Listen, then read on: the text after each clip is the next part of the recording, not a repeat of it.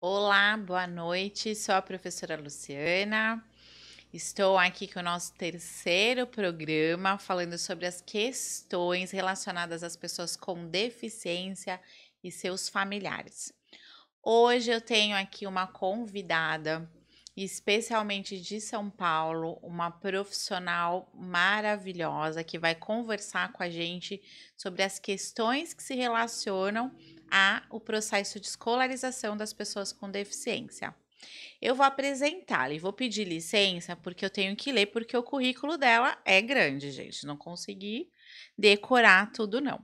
A gente está aqui com a professora Luciana Xavier Ferreira, mestranda em Educação pela USP São Paulo.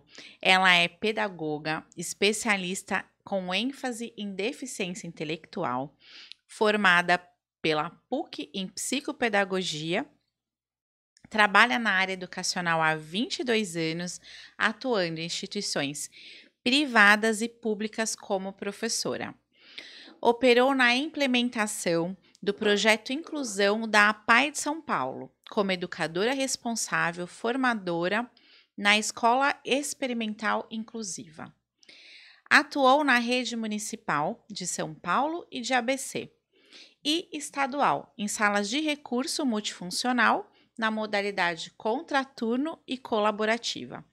Integrou a equipe de profissionais do Centro de Formação e Apoio, o Cefai, da Prefeitura de São Paulo, na região de Santo Amaro. Atualmente, a professora Luciana integra a equipe de educação especial do município de São Paulo, como assistente técnica de educação. É também uma das autoras do livro Quando a Educação Especial de Qualidade Acontece. Inclusive, eu trouxe ele aqui para a gente conhecer, né? Depois a gente pede para a professora comentar um pouquinho sobre ele para nós. Professora Luciana, é um prazer tê-la aqui conosco para conversarmos sobre as questões da deficiência. Boa noite. Boa noite, Luciana. Muito obrigada pelo convite. Estou muito feliz de dividir esse momento, né, de poder estar aqui e agradeço a oportunidade. Muito obrigada. A gente é que agradece a sua presença, é uma honra para nós aqui na Baixada Santista receber uma profissional do gabarito que é o seu. A professora Luciana tem aí muitas palestras, eventos na área, então a gente fica muito honrado com a sua presença. Eu vou pedir licença para chamar ela de Lu, né? Porque a gente trabalha junto aí em alguns projetos, já tem uma intimidade, e a gente está aqui falando de temas que nos são caros e que a gente compartilha de algumas ideias, né? Tanto como pesquisadora, como profissional, então a gente tem aí uma liberdade maior para conversar. Antes da gente iniciar, gente, quem não se inscreveu no canal, se inscreva. Quem tiver pergunta, deixa a pergunta que depois a gente leva essas perguntas para a professora Luciana e traz de volta para responder, tá bom? Fiquem à vontade. A gente tem uma questão aí no processo de escolarização das pessoas com deficiência que foi caminhando um pouco com as questões históricas, né? Então a gente sabe que passamos por processos de segregação até chegarmos o que a gente tem um pouco hoje da questão da inclusão. Você acha que ainda a gente tem alguns resquícios desse processo histórico ou a gente já está nesse momento da inclusão? Como é que você tem percebido isso, professora? Então, vamos lá, né? É um tema bastante caro para nós. Eu acho que a gente pode falar sobre. Nós vivemos, né? Somos parte desse contexto histórico, dessas mudanças de paradigmas. Então, acho que é importante a gente se conceituar, né, disso, que como sujeitos, né, parte de uma história, parte de um meio social, nós somos formados por essa relação. Então, hoje, nós entendemos que estamos vivendo, né, esse momento da inclusão, e quando a gente fala em inclusão, a gente está falando do direito mesmo, do direito de todos, né, na garantia desses direitos e em condições de igualdade. E aí a gente está falando de espaços, a gente está falando de educação, né? A gente está falando de circulação de trabalho. Então, quando a gente pensa em inclusão, a gente pensa nessa forma de acesso, né? E aí eu acho que é importante, né, a gente também pensar, antes da gente partir aí para o espaço da escola, quem somos, né, nesse espaço social hoje. Então, nós, enquanto parte desse contexto, e o nosso papel, né, porque todos nós, independente do lugar aí que ocupamos, né, eu aqui como profissional da educação, como mãe, né, no espaço de esposa, de filho, em todos esses espaços social, eu tenho o dever, né, eu acho que de pensar e contribuir com essa questão da inclusão, do qual a gente faz parte e vem aí em grande transformação. E pensar a inclusão, né? Acho que a gente pode partir para a inclusão na questão da escola, né? Nos lugares da aprendizagem. Então, assim, pensar a escola é a gente poder associar esse espaço a um espaço democrático, né? Então, quando a gente pensa nesse espaço como um espaço democrático, a gente pensa como um espaço que está garantido pelo direito de acesso de todos. E a gente, né, se a gente olhar aí um pouquinho para trás, a gente podia ver que não era bem assim, né? Acho que quando a gente estudou não era assim, né? A gente sabe que quando estudamos, né, vou falar aqui, não vou entregar minha idade, mas vou trazer o contexto, né, da escola da qual fiz parte. A gente via a escola como não um acesso garantido a todos. Se pensarmos nas pessoas com deficiência, eu não tive, né, essa convivência dentro do espaço escolar com essas pessoas. Então, acho que essa convivência veio pela proposta do social, e aí a gente está pensando que essa convivência ela aparece na oportunidade hoje da sociedade bem mais, mas se a gente pensar no processo de escolarização, ela se torna recente, né? Pensando nessa oportunidade. E a escola por si só, quando eu ainda faço essa lembrança do meu momento escolar, eu tinha a escola muito categorizada, né? Categorizada pelas turmas, onde a gente tinha lá as turmas que se encaixavam, às vezes, a sala, né? O ano A, B, C, ou categorizada, às vezes, por fileiras, né? Sim. Pensando aí nas questões até de produção, de aprendizagem, né? Como é que a gente olha esse lugar, que a gente vai falar um pouquinho mais para frente. Então, acho que a gente precisa olhar, na verdade, sobre esse contexto da escola. Então, garantir só o acesso. A gente não pode dizer que a gente tem uma proposta inclusiva, até porque esse acesso ele já está garantido há muito tempo. Se nós olhássemos aí, né, para as partes legais que nós temos, a nossa própria Constituição de 1988 já define a educação como um direito de todos, garantindo um pleno desenvolvimento, né, exercício de cidadania, qualidade para essa pessoa ao longo da vida, inclusive pensando aí na questão de trabalho. Então, podemos pensar que o que temos que assegurar é essa condição que a gente fala. Muito bem, num contexto escrito, mas na prática, né? E esse direito à aprendizagem. Então, a gente fala do acesso, da permanência e do direito e a qualidade das questões de aprendizagem, né? Então, acho que aí é o primeiro passo para a gente poder pensar. E uma outra reflexão que eu trago, pensando na escola, hoje, pensar nessa escola como um espaço inclusivo, a gente poder olhar também a questão da valorização da diversidade humana, né? Que a gente não está falando Sim. só das pessoas com deficiência. Então, historicamente, a gente vê que isso vai se transformando, mas a escola vai podendo se abrir na questão de acesso, né? Acesso para todos. A gente está falando de contexto social, a gente está falando de uma educação indígena, a gente está falando de uma educação, né, de imigrantes. Então, a escola abre esse espaço para essa diversidade, mas ela também tem que se revisitar enquanto a sua função.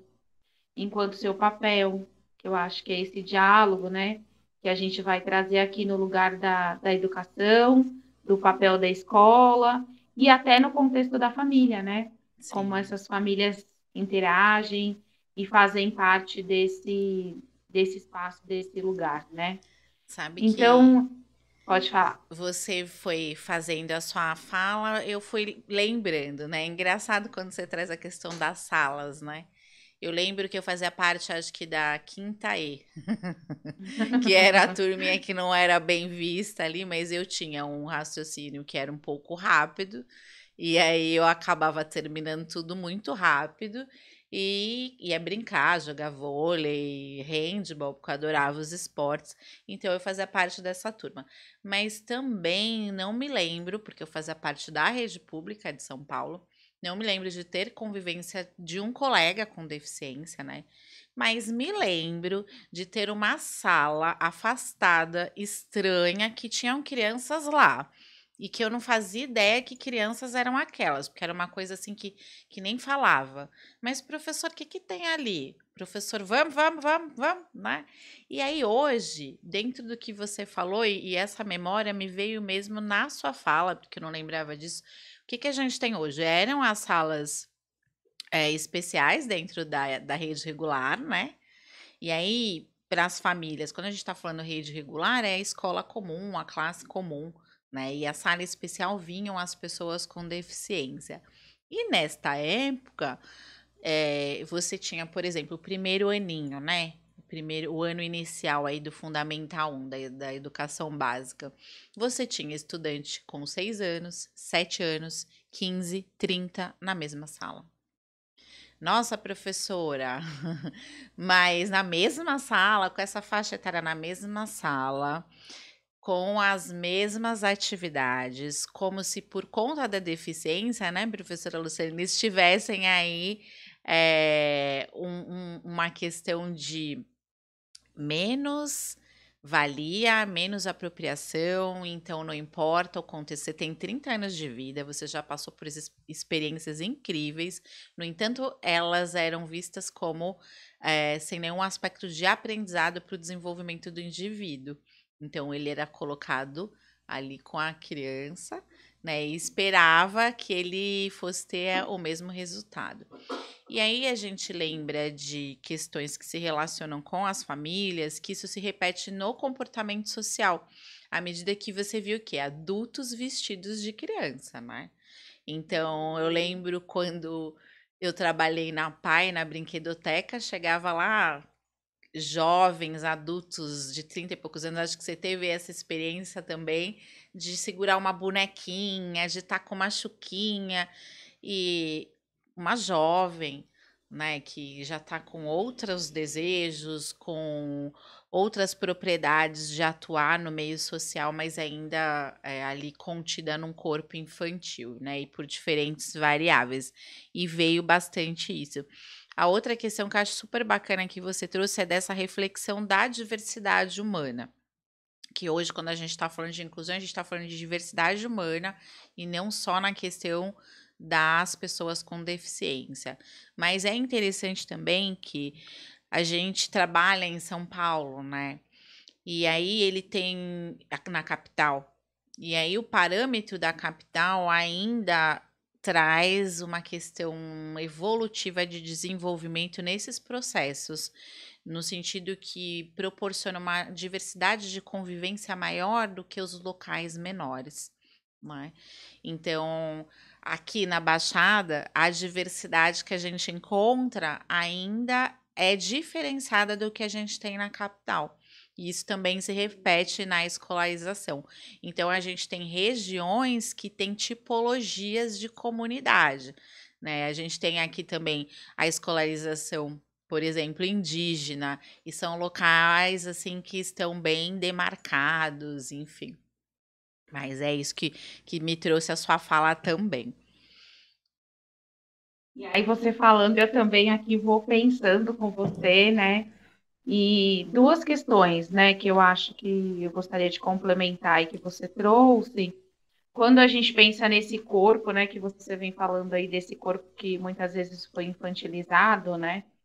A gente está trazendo aí um corpo que já vivenciou a idade que ele tem, né? E a forma, o contexto mesmo de como ele é visto, né? Infantilizado pela sua própria condição ali, que é posta pelo outro, né? Que ele vê. Então, acho que isso é uma questão que a gente precisa atentar muito, porque é como eu disse, né? Nós também, enquanto cultura e formação, precisamos estar sempre nos revisitando. Uma outra questão que você diz, né? A gente tinha lá o espaço da classe especial, e se a gente pensar no processo de inclusão, hoje até trago aqui para a gente poder refletir um pouquinho. A gente está nesse contexto onde a gente entende que todos estão no mesmo espaço, com todos os direitos, mas a gente precisa ainda marcar a questão da inclusão. Na verdade, a inclusão de fato, ela aconteceria quando a gente não precisasse mais nomear, né? Quando esse espaço fosse verdadeiramente de acesso na condição de todos, independente das suas condições, né? Então, a gente ainda precisa dizer, e aí a gente tem que tomar cuidado com algumas ciladas, né, que a gente tem dentro dos ambientes, a gente quando vai fazer a formação com professores ou com a equipe da escola mesmo, né? Às vezes a gente diz, eu tenho um aluno de inclusão, né? Então, assim, o que que é o aluno de inclusão, né? Ou o professor diz, eu tenho 28, ou a própria família mesmo, entendendo que aquela condição é individualizada. Tenho 28 mais o estudante com inclusão, né? Ou mais determinado estudante. Então, assim, na verdade, a gente tem que o tempo todo se revisitar, porque o contexto, ele é um contexto onde a gente pensa em todos, né? E aí, onde a gente pensa no para todos, né? Esse espaço deve ser constituído nessa condição. E aí, pode falar, acho que você ia falar.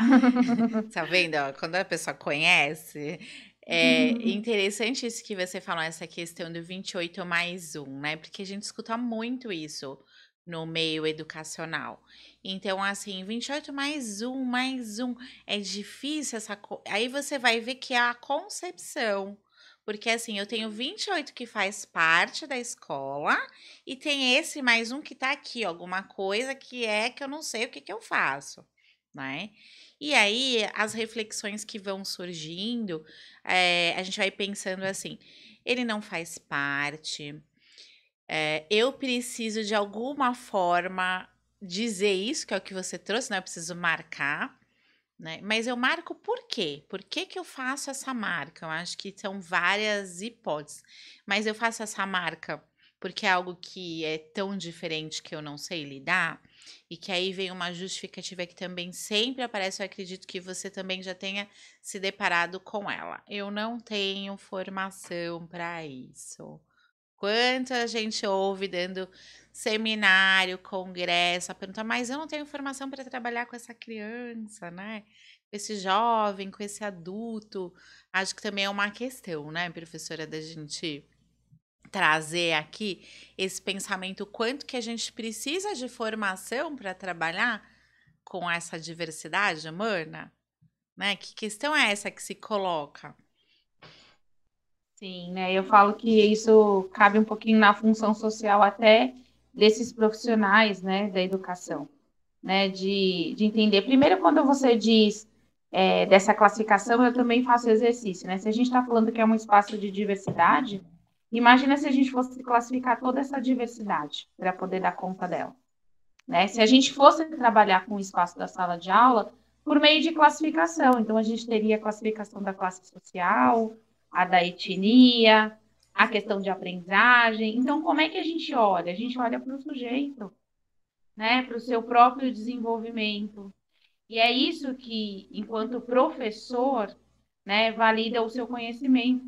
Porque nenhum de nós, nem nós que escolhemos estar nessa área e nos aprofundar um pouquinho, temos condições de dar conta de todas essas especificidades como forma de estudo, para nos sentir preparados, né, em lidar e estar em condições de oferta de aprendizagem, né, no lugar de professor.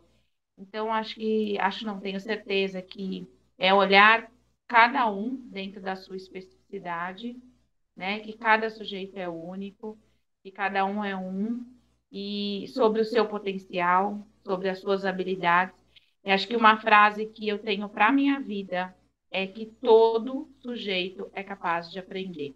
Todo indivíduo aprende, né? Sim. E cabe a nós podermos enxergar essa potencialidade. Nós, como profissionais da educação, estou falando, né? Nós, enquanto relação que criamos, né? Seja aí em diferentes relações, seja uma relação familiar, é enxergar a potencialidade, né? Porque como nós falamos, nós ainda estamos nos habituando com esse processo, ainda estamos fazendo parte, por isso que se chama processo, Sim. né? Porque ele ainda está acontecendo, então nós precisamos o tempo todo nos atentar.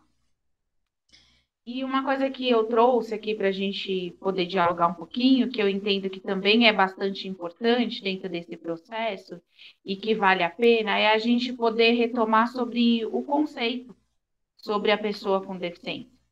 Porque por muito tempo, né, a gente teve aí diferentes nomenclaturas que representaram as pessoas com deficiência no seu contexto histórico, e ela foi se modificando também, né? Em função de tudo isso que a gente está falando, do contexto social, da forma como ele se constitui nesse espaço, da forma como ele é visto, né, dentro da sociedade. Então, eu acho que isso é bastante importante. E eu trouxe aqui para dividir com vocês, né, o conceito mais recente. Então, quando a gente está usando aqui pessoa com deficiência, acho que vale a pena a gente falar, né, professora Luciana, que é o termo atual, como a gente se refere a essas pessoas. E o termo, né, o conceito de deficiência que nós temos mais atual é o conceito que foi trazido pela Convenção sobre o Direito das Pessoas com Deficiência. Eu vou até pedir licença que eu gostaria de lê-lo aqui na íntegra, que o conceito de deficiência, ele resulta da interação entre pessoas com deficiência, né, e as barreiras devidas a atitudes e ao ambiente que impedem a plena participação dessas pessoas na sociedade em igualdade de oportunidade com as demais pessoas. Então, eu atento aí que a gente está trazendo um termo, né, que é barreira. Então, a gente vai poder discutir um pouquinho mais, né, sobre o que é isso. E quem são, né, as pessoas com deficiência nesse conceito? Então, as pessoas com deficiência, elas são as pessoas que apresentam um impedimento. Quando a gente fala do impedimento, a gente está falando dessa condição, né, de longo prazo. E aí a gente vai pensar no impedimento de natureza física, mental, intelectual ou sensorial, né, que é quando a gente pensa aí nas diversas formas.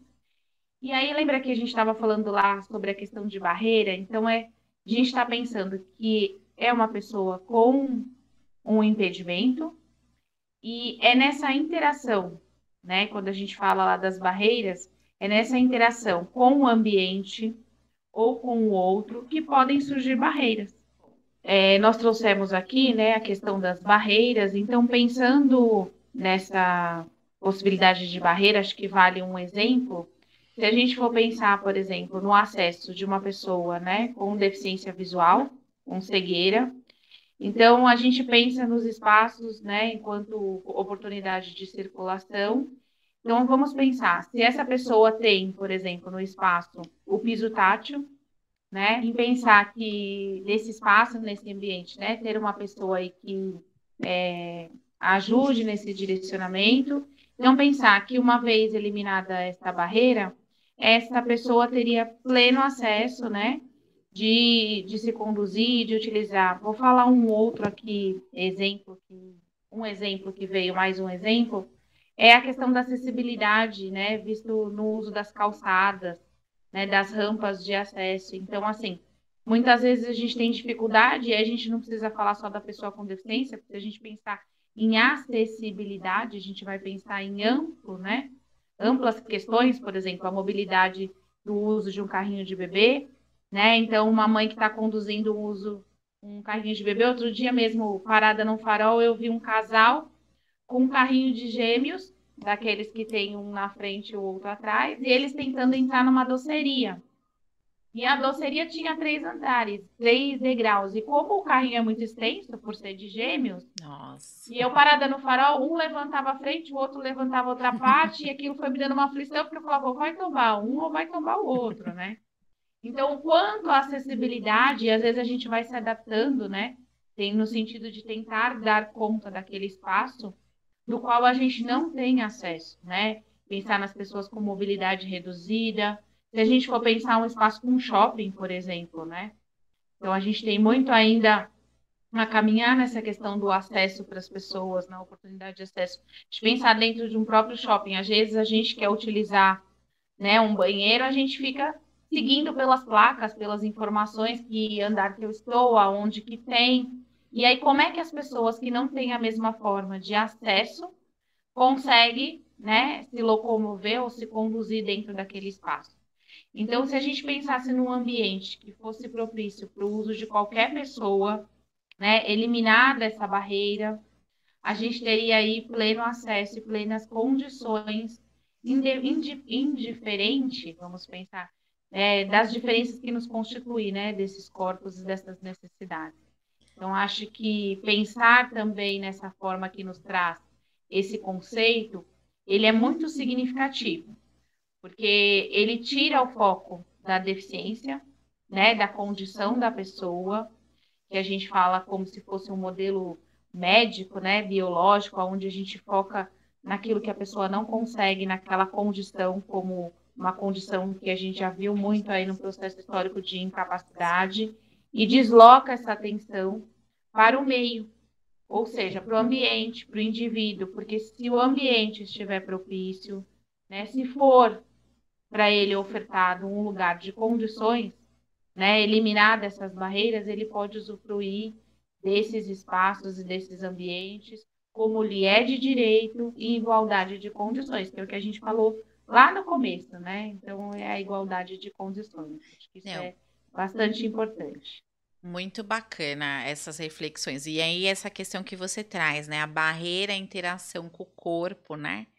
Com o outro, com o espaço, com o ambiente.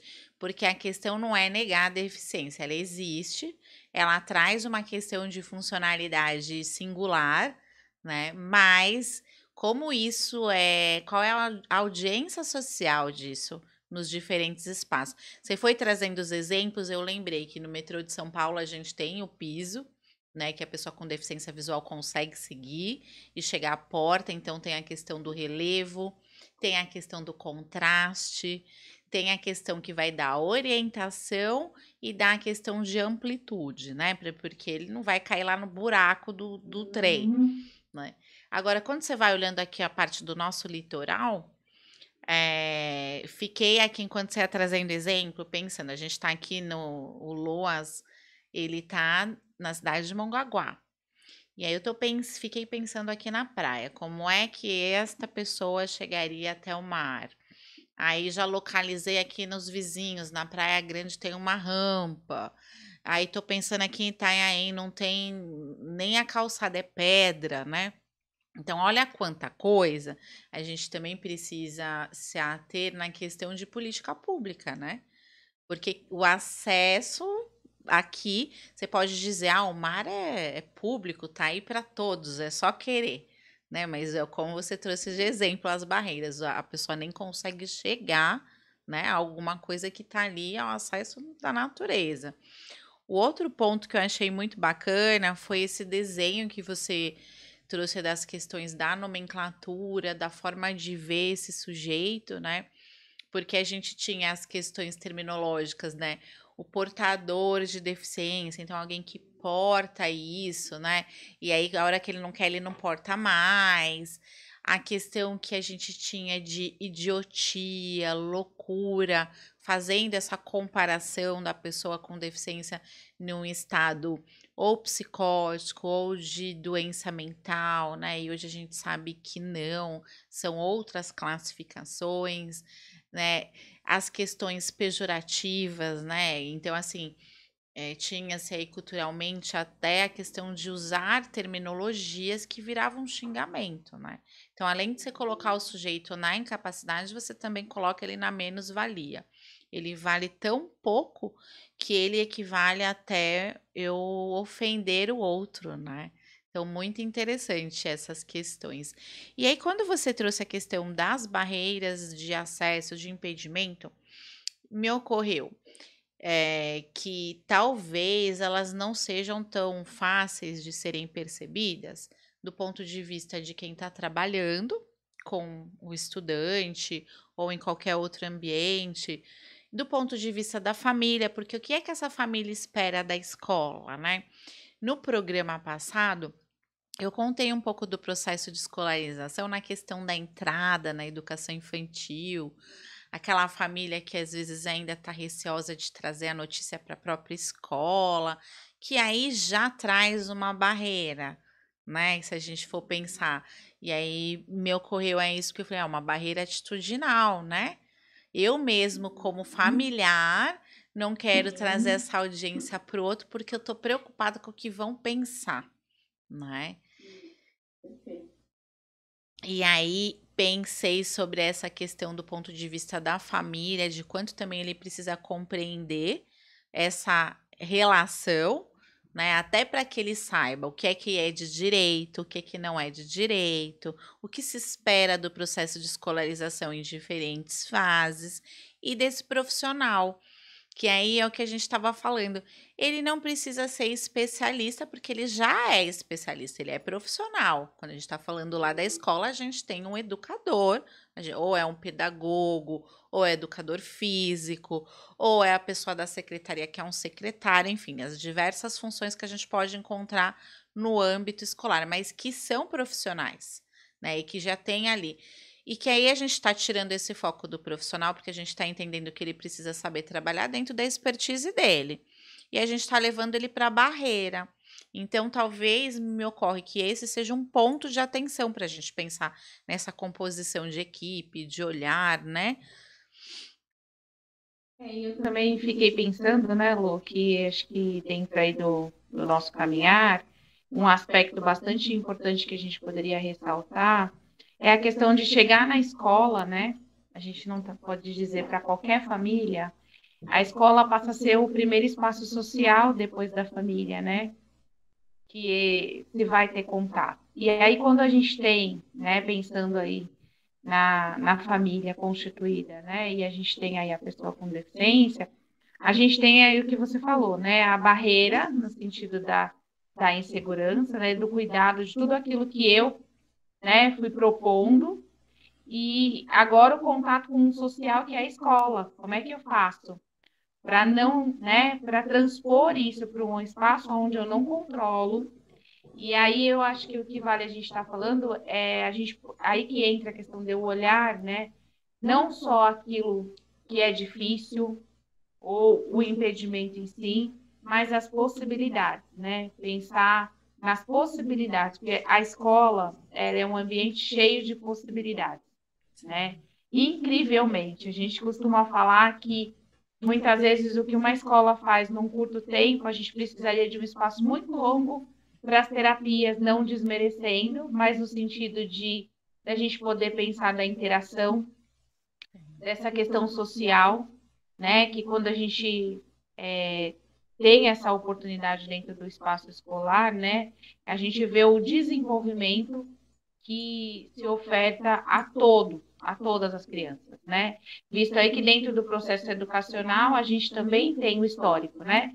Que as crianças inicialmente tinham aí o processo de escolarização por 5, 6 anos, depois a gente tem o espaço da educação infantil, historicamente a gente tem as creches que surgem no espaço de necessidade de trabalho da família, né?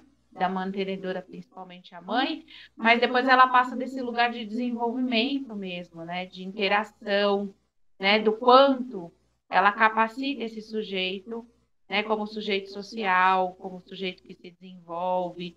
Então, acho que falar desse ambiente da escola é também falar de todas essas propostas que vêm junto com esse espaço, né? E que muitas vezes causa, sim, insegurança, a gente sabe, por essa questão de adentrar. Mas acho que o que a gente precisa considerar é que a escola, ela, né, também, assim, no seu perfil, ela tem que ser um espaço de escuta e atenção. De escuta e atenção no sentido que a gente está lidando ali com diversas constituições familiares, com diversas condições sociais. Então, a gente tem que considerar toda essa diversidade em diferentes aspectos, né? Em diferentes posições. Então, é falar desse espaço recheado aí, né, de diversidade em diversos âmbitos. Então, pensar na escola, pensar num espaço que vai ter que organizar tudo isso para poder dar conta. E a gente tem aí um grande desafio, né? Porque dentro desse processo também, a escola, como a gente falou lá no começo, estava habituada a ter esse lugar de controle, né? Onde a gente fazia essa questão de colocar, né, o controle no sentido de da gente poder classificar ou da gente poder dizer quem estava, quem não estava. Hoje não, hoje ela é um espaço aberto, num processo de atendimento, né, um atendimento que é para todos. E aí, o que eu trago, assim, pensando nesse processo de inclusão, que eu entendo fundamental aí, dentro até da minha experiência, né, que isso tem que ser um processo construído no coletivo e coletivamente.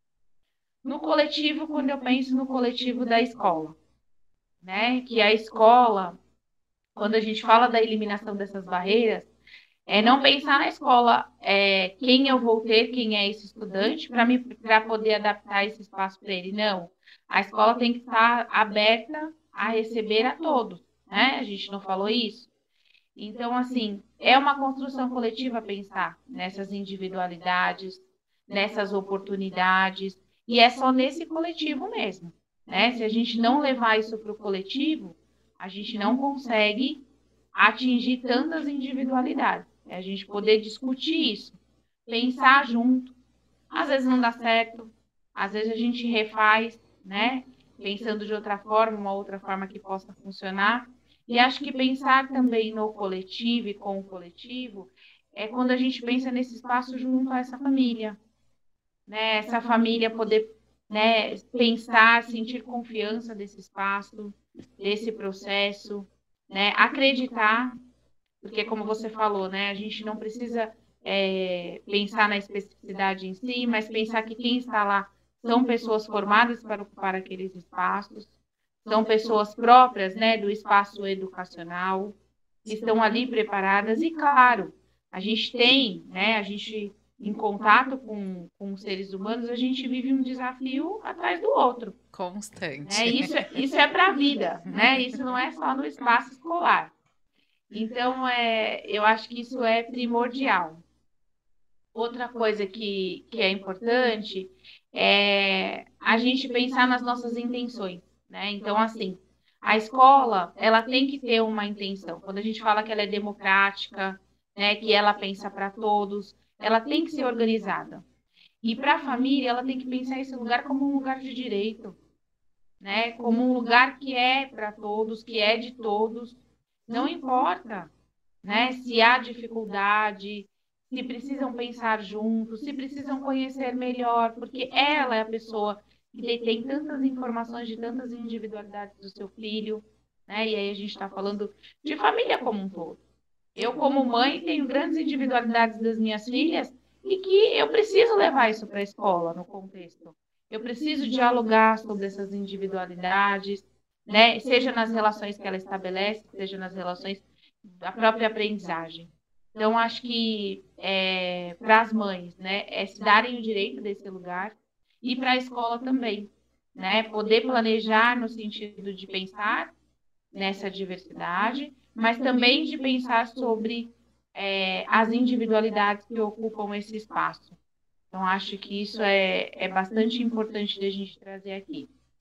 E pensar na situação de aprendizagem, acho que na perspectiva da aprendizagem, quando a gente fala dos, né, eu vou chamar de desafio, no sentido da gente propor uma educação que realmente, de fato, quando a gente pensa na aprendizagem, consiga se constituir dentro desse coletivo, seja para todos mesmo, a gente pode dizer que esse espaço também, né, como a gente disse, foi sofrendo modificações.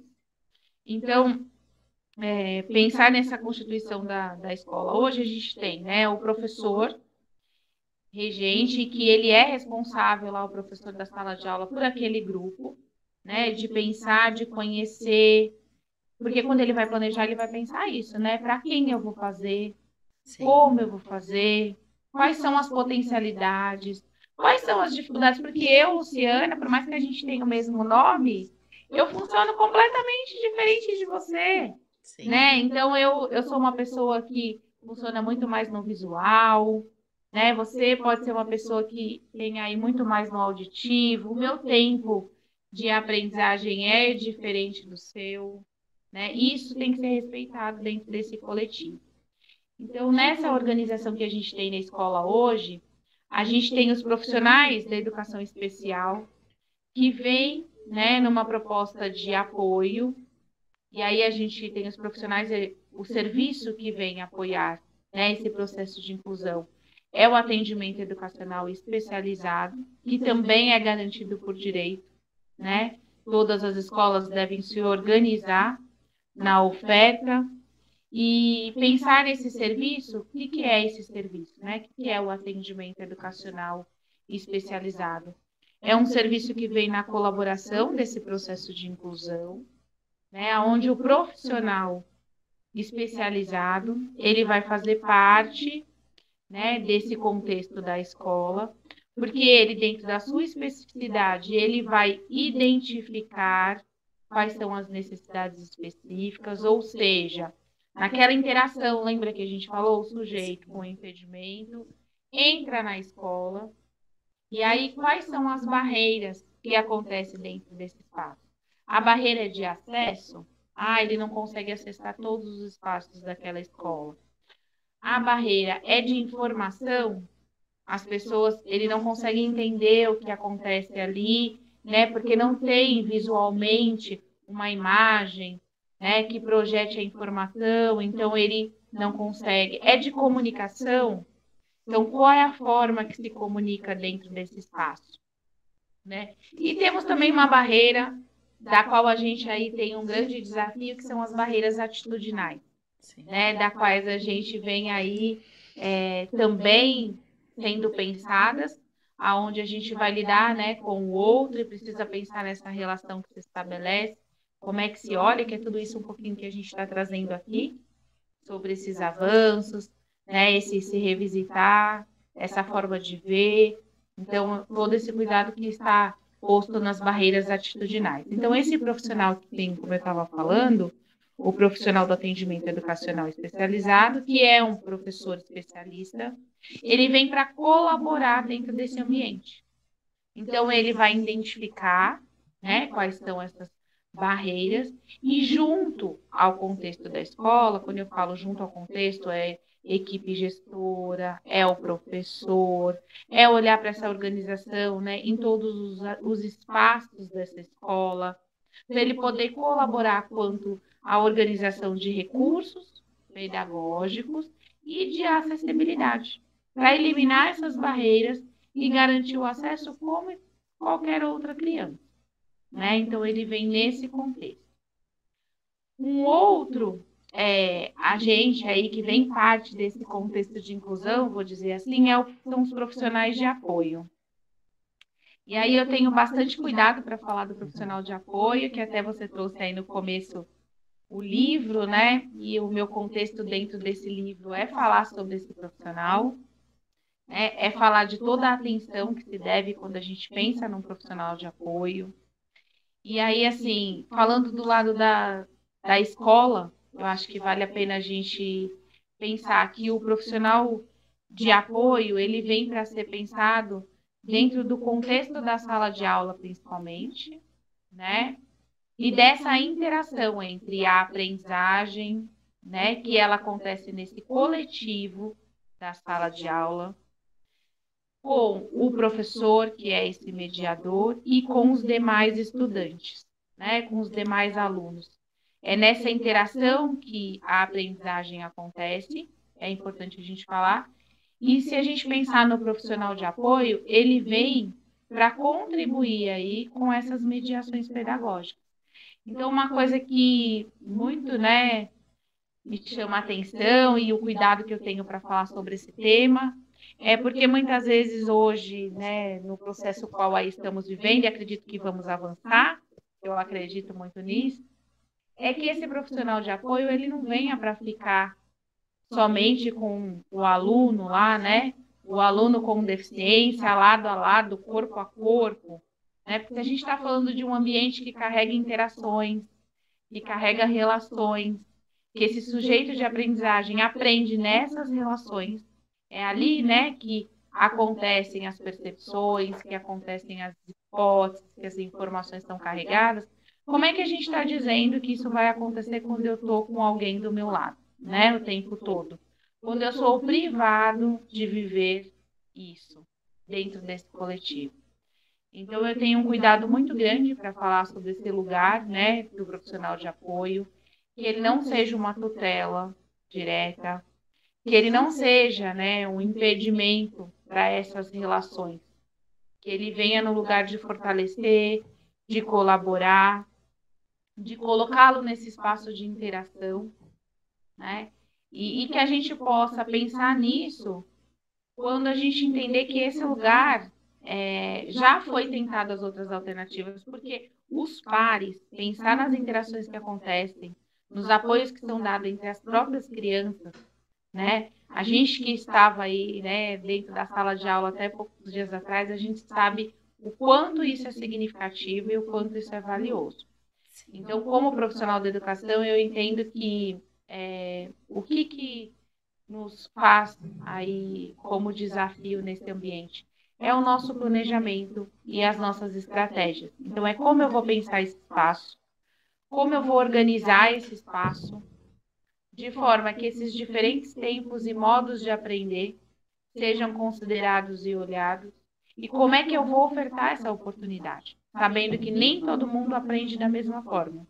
Então, acho que esse é o grande avanço para a gente poder pensar na questão da educação, né, inclusiva ou numa perspectiva que atenda a todos, como a gente veio falar, que é a proposta realmente da educação inclusiva.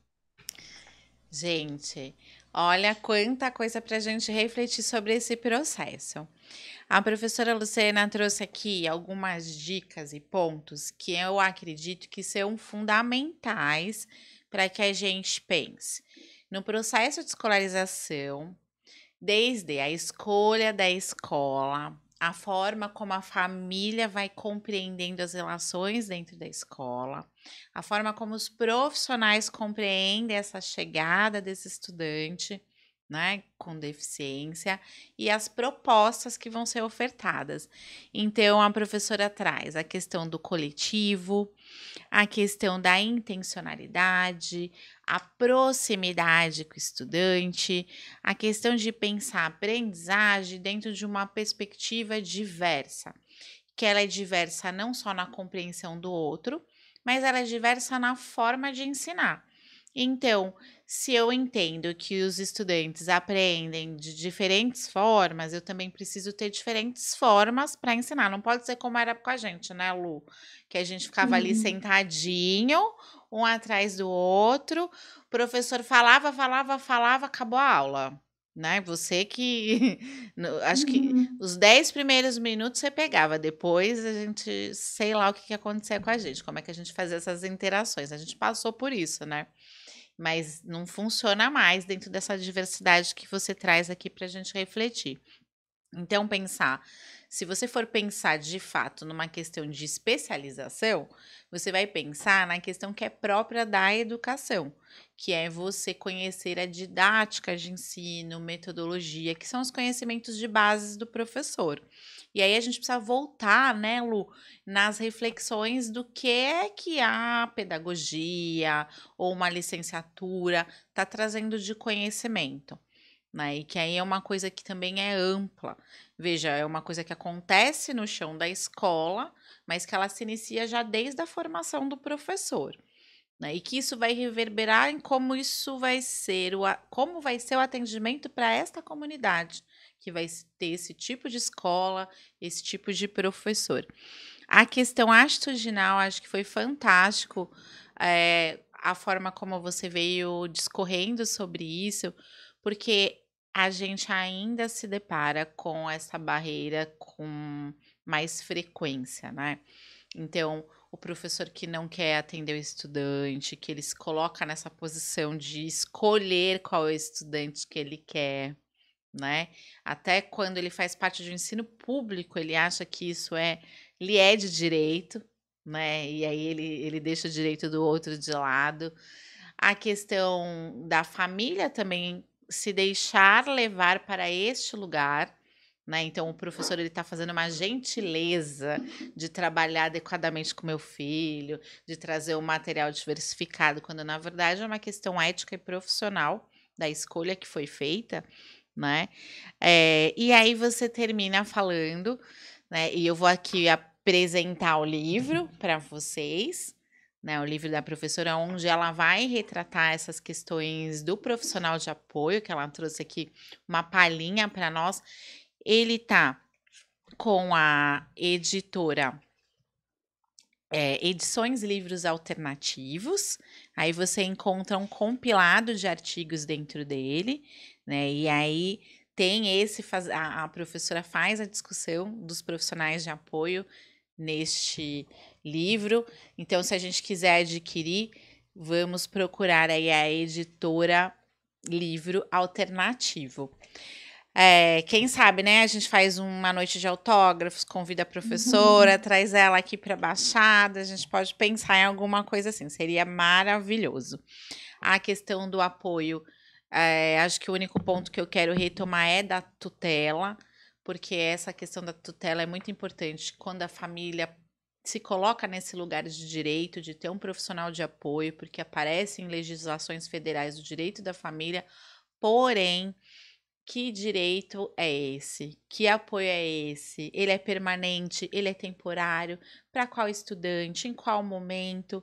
Né? A gente está falando de propor autonomia, trazer acesso, pertencimento, e nem sempre sendo tutelado, como a professora trouxe para nós, isso vai ocorrer. A gente está aqui chegando ao fim, passou muito rápido, né? A sensação que eu tenho é que a gente tá aqui 10 minutos, mas não tá, né, gente? Então eu quero agradecer a sua presença, agradecer a sua fala.